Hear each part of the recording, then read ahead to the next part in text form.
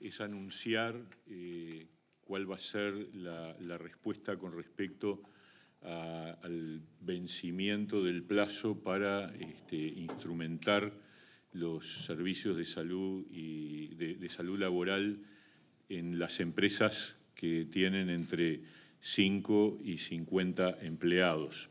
Como ustedes saben, hay un decreto que se aprobó en el 2014, que fue prorrogado sucesivamente hasta el 2019, que incorporó primero a las empresas de más de 300 trabajadores. Vino la pandemia, nosotros obviamente seguimos prorrogando la efectividad del decreto. Repito, decreto que fue aprobado en el 14 y que fue prorrogado hasta 2019, cuando todavía no había pandemia. Nosotros, cuando se produjo la pandemia, decidimos que había que prorrogar. De todas maneras, el año pasado, al vencimiento de la prórroga anterior, se incorporaron las empresas que tienen entre 50 y 300 trabajadores y quedó el plazo al 1 de noviembre para incorporar este servicio en las empresas que tienen entre 5 y 49 trabajadores dependientes. Eso significan casi 30.000 empresas y significan alrededor de unos 300.000 trabajadores en el total. Y obviamente estuvimos analizando de qué manera responder a esta situación, descartando entrar en una nueva prórroga, pero buscando mecanismos que sean compatibles con la realidad de las empresas que obviamente tienen menor tamaño. Por ello que se ha llegado a un acuerdo en el ámbito del Consejo Nacional de Seguridad y Salud en el Trabajo, el CONASAT, que preside el Inspector General de Trabajo, para promover una modificación del decreto que permita poner en funcionamiento un mecanismo aceptable y adaptado a la realidad de las empresas de este rango que recién mencionaba. Entonces, para explicar el mecanismo concreto, le voy a pedir al inspector de trabajo que pueda expresarlo y luego nos abrimos a las preguntas que ustedes quieran hacer. Muy bien, gracias, señor ministro. Bueno, efectivamente, este tema es un tema que en las relaciones laborales del Uruguay se arrastra desde hace mucho tiempo y se venía con un sistema de prórrogas sistemáticas.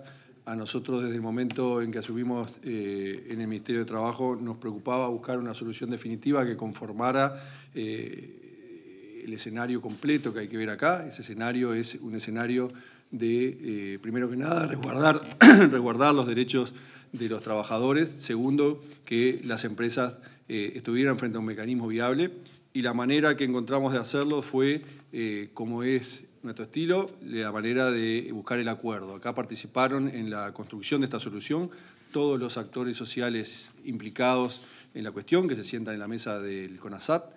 Fue una solución muy trabajada, una solución que después de mucho tiempo se llegó buscando lo mejor para todas las partes y establece un sistema de acuerdo al cual las empresas en el rango de entre 5 y 50 trabajadores con determinada periodicidad tienen que establecer una evaluación de riesgos laborales que eventualmente podrá determinar la necesidad o no de contar con los servicios de salud y prevención en el trabajo. Sin perjuicio de eso, la empresa que, estando excluida de esta recomendación por el plan de evaluación de riesgos, pueden acceder al mismo. Se solicita también como requisito que todos los trabajadores cuenten con el carnet de salud y establece un mecanismo que para nosotros es muy importante y que entiendo que es una gran novedad y que además otorga garantía para las partes y sobre todo para los trabajadores.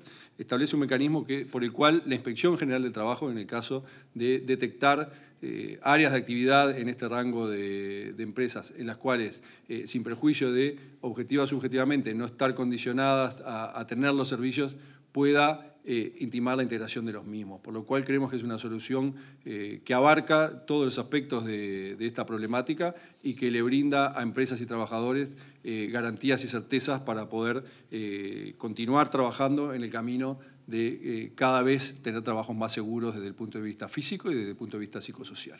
Muchas gracias.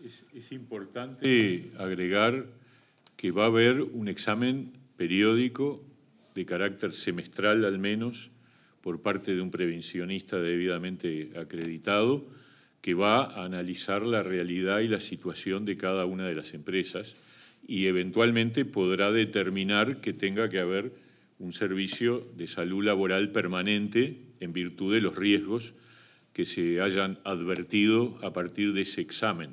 Y también se establece que ese examen deberá realizarse toda vez que haya modificaciones tecnológicas, modificaciones en los procesos productivos o cualquier otro factor que haga necesaria una actualización de dicha evaluación.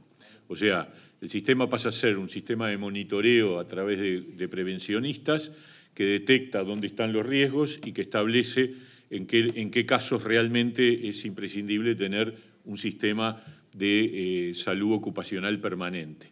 Y de ese modo tenemos la precaución de que no haya riesgos no atendidos y, por otro lado, la inspección mantiene sus potestades en el sentido de que, con las inspecciones de rigor, pueda determinar que si hay faltante, si hay ausencia, si hay omisión, pueda determinar las sanciones correspondientes y, además, la obligatoriedad de establecer el servicio correspondiente.